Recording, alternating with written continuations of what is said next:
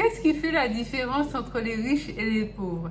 C'est vrai qu'il y a pas mal de fantasmes parce qu'on se dit, ouais, riche, bon, quand même, le mot, c'est un peu too much, c'est un peu comme un gros mot d'ailleurs. Ça fait susciter des angoisses, ça fait susciter des interrogations. Ouais, mais le truc, c'est que la richesse, ça existe. Et s'il y a des riches, il y a des pauvres et pratiquement pas grand monde au milieu, bon, tu vas me dire la classe moyenne, mais tu es d'accord avec moi que la classe moyenne, elle a tendance à être de plus en plus pauvre. C'est pour ça que généralement, moi, je dis les pauvres. Comme ça, c'est vite fait. Ce n'est pas péjoratif. C'est pas du tout pour discriminer les gens ou pour pointer du doigt ou pour juger. C'est juste parce que moi, je dresse le constat que nous sommes dans un monde qui est plutôt binaire. Tu as les riches et tu as les pauvres. Et au milieu, je crois qu'il n'y a pas beaucoup de monde. Et en réalité, il y a des gens, il y a beaucoup de gens, et c'est l'immense majorité des riches.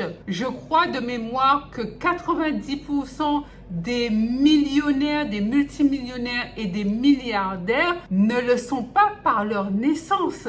Ce ne sont pas des enfants d'eux ou des descendants de couronne royale, pas du tout. Ce ne sont pas des héritiers non plus. Ce sont des gens qui ont quitté la pauvreté et qui sont allés du côté de la richesse. S'ils ont réussi à faire ça, si l'immense majorité des gens riches a réussi à passer de la pauvreté à la richesse, mon ami, c'est bien qu'ils ont mis en place certaines choses. C'est qu'ils ont actionné certains leviers. Et moi, aujourd'hui, dans la vidéo d'aujourd'hui, je te propose de partager avec toi ce qu'ils ont fait, ces méthodes, ces secrets, ces leviers qu'ils ont actionnés. C'est-à-dire que si le modèle de quelqu'un qui s'est enrichi de manière éthique, de manière morale et saine t'intéresse, si tu fais la même chose, tu n'es pas obligé d'avoir exactement le même business model. Si tu mets en place les mêmes préceptes, mon ami, il y a de grandes chances que toi aussi tu deviennes riche.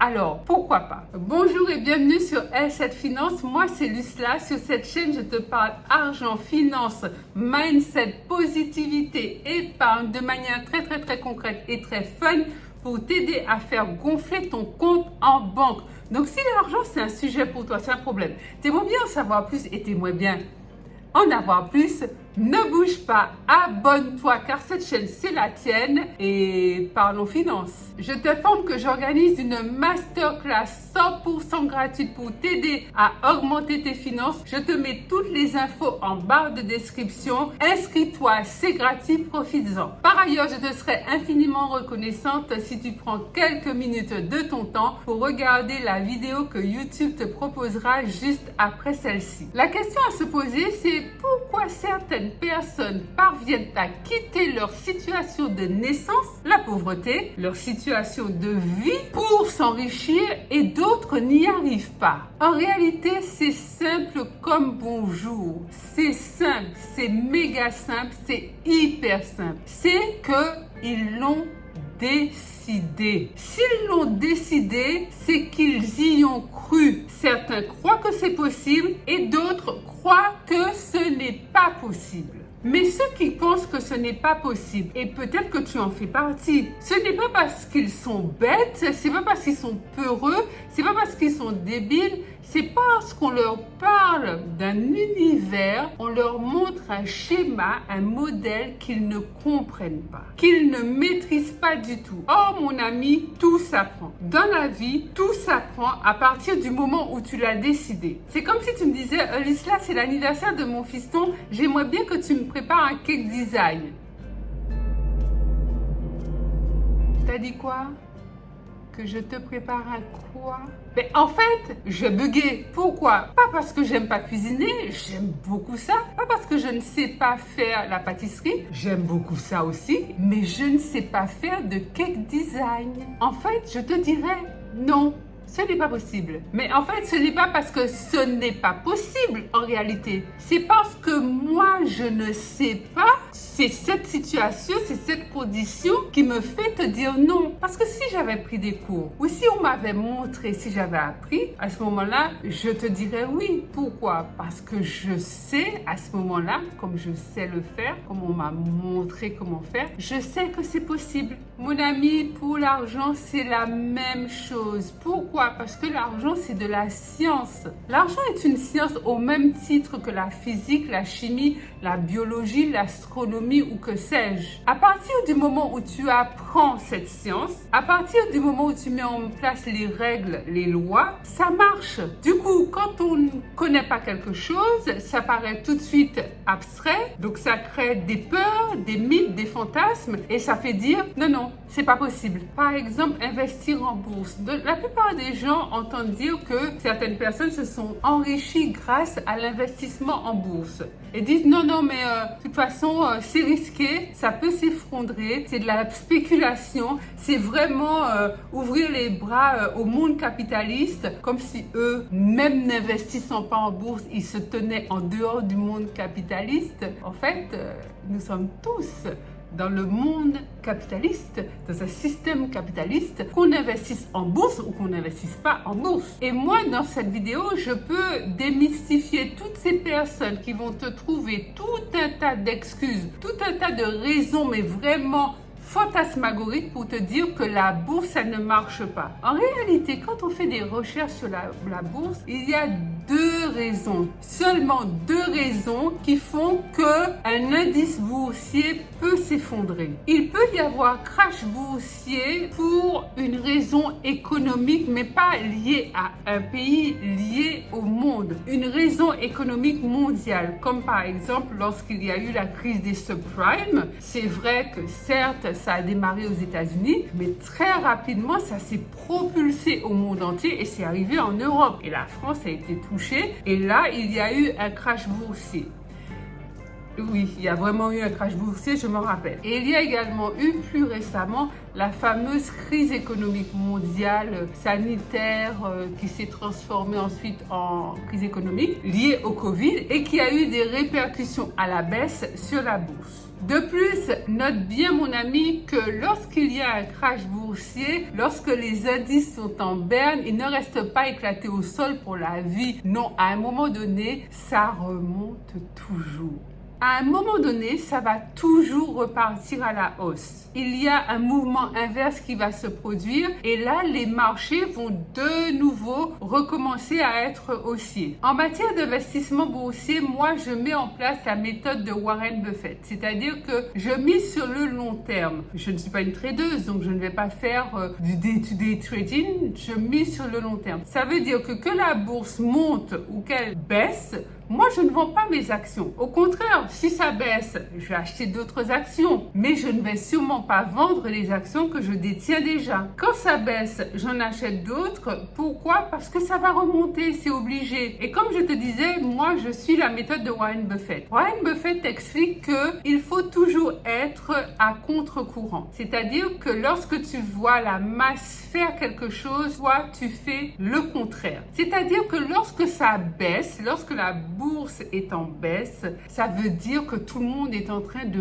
vendre. Tout le monde est en train de liquider ses positions. Donc, qu'est-ce que tu fais? Tu achètes. Et lorsque tout le monde achète et que l'indice est haussier, là, tu vends si tu veux vendre. Deuxième moment, selon les études, où la bourse peut se crasher, c'est lorsque les valeurs ou lorsque les indices sont surcotés, lorsqu'ils sont surévalués. Il va se passer un phénomène qui est le réajustement ou c'est une sorte de nettoyage en fait, où le marché va s'autoréguler. Et généralement, le marché se prend une baisse de 20 à 30%. Maintenant, la bourse, c'est quand même un domaine dans lequel il faut se former. On peut s'enrichir en investissant en bourse, mais il faut quand même se former parce que la bourse, il y a toujours des modulations, il y a toujours des fluctuations. Et c'est pas parce que un titre ou une action est à la baisse que le marché boursier tout entier est à la baisse. Le marché peut être haussier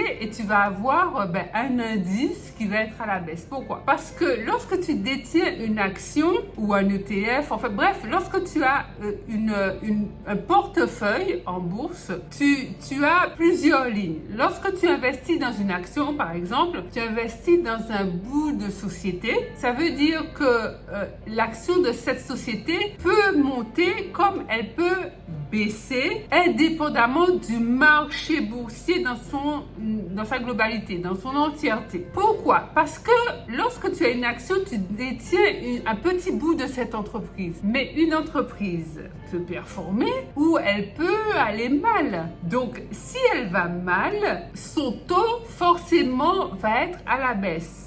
Sa valeur boursière va être à la baisse. Et à contrario, lorsqu'elle performe, elle a du rendement, elle fait du chiffre, elle génère des marges et des bénéfices, eh bien, sa valeur boursière va être à la hausse. Donc, les cotations boursières ne sont jamais stables. Et c'est la raison pour laquelle investir dans des actions à fort dividendes, des actions rentables, ça s'apprend. Et c'est aussi la raison pour laquelle, lorsque tu investis en bourse, on te recommande tout le temps de diversifier tes lignes, d'avoir un portefeuille varié. Bon, tu n'es pas obligé d'avoir 100 lignes, mais quand même suffisamment d'actions différentes pour diluer le risque. Ça veut dire que si toutefois tu as une entreprise qui est en mauvaise posture, en fait c'est pas pour autant que ton portefeuille, que la valeur de ton portefeuille va diminuer. Et il y a aussi un autre mythe quand il s'agit de la bourse, c'est que les gens pensent qu'il faut énormément d'argent pour pouvoir investir en bourse. Alors, tu n'es pas obligé d'avoir beaucoup d'argent pour investir en bourse. Tu as des ETF qui valent à l'unité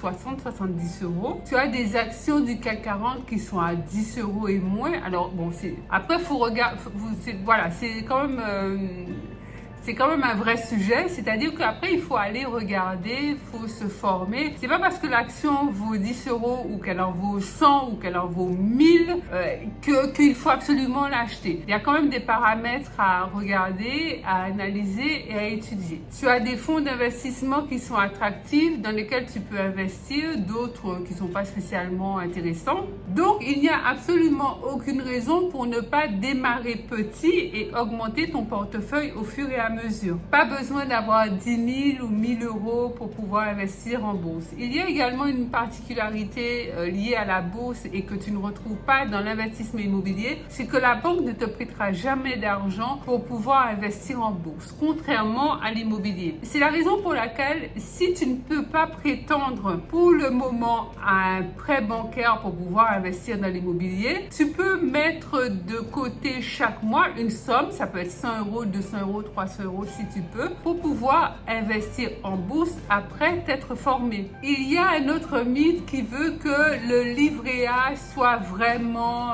la panacée et le moyen ultime de mettre son argent en sécurité. Je te rappelle, alors tu le sais sûrement, que le livret A est rémunéré à 3%. Actuellement, nous avons un taux d'inflation qui est de 6-7%. Ça veut dire que même si ton livret A est rémunéré à 3%, tu perds de facto en pouvoir d'achat et ton argent perd en valeur parce que l'inflation est très élevée. En plus, le livret A est plafonné à 23 000 euros à quelque chose près. Donc ça veut dire que, en tout cas moi, je te souhaite d'avoir bien plus que 23 000 euros en investissement. Un autre mythe qui est véhiculé et que les riches méconnaissent, et les riches s'en servent fortement, mais ça concerne justement l'immobilier. Les gens ont tendance à dire que l'immobilier avant c'était mieux. En vrai, c'est pas faux. Mais est-ce que l'immobilier ne marche pas? Est-ce que l'immobilier rentable est mort? La réponse est non. Le meilleur moment pour planter un arbre, c'était il y a 20 ans. Le deuxième meilleur moment, c'est maintenant. Donc, il suffit de passer à l'action aujourd'hui, maintenant, sans se poser des questions auxquelles, on n'aura pas forcément les réponses parce que le passé, c'est le passé. Le monde évolue, le monde continuera d'évoluer, donc c'est maintenant qu'il faut faire les choses. Un secret que je te donne, c'est de capitaliser sur ton temps. Et pour pouvoir capitaliser sur ton temps, si tu n'as pas commencé hier, commence aujourd'hui. Voilà mon ami, des astuces et des trucs par rapport à ce que les riches font et que les pauvres méconnaissent. Dis-moi en commentaire quel est le truc qui te paraît le plus essentiel par lequel tu pourrais commencer pour entreprendre ta voie vers l'enrichissement. Je me ferai un plaisir de te lire et bien sûr de te répondre. Pense à liker cette vidéo, à la partager massivement tout autour de toi dans tes groupes de famille, WhatsApp, Facebook, Instagram, etc. Abonne-toi mon ami, abonne-toi si ce n'est déjà fait, car cette chaîne c'est la tienne. Pense à activer la petite cloche de notification juste à côté du bouton s'abonner. Je te rappelle que j'organise une superbe masterclass pour t'aider à augmenter tes finances. Je te mets toutes les informations en barre de description. Tu peux t'y inscrire, c'est gratuit, profites-en. Je te dis à tout de suite sur Instagram, sur mon compte L7 Finance. Tu peux m'y rejoindre. Autrement, je te retrouve mercredi et samedi ici même sur YouTube pour de nouvelles aventures financières. Et je te laisse avec cette vidéo parce que je suis sûre qu'elle va t'en apprendre beaucoup sur toi-même et sur les finances. Et je te dis à bientôt.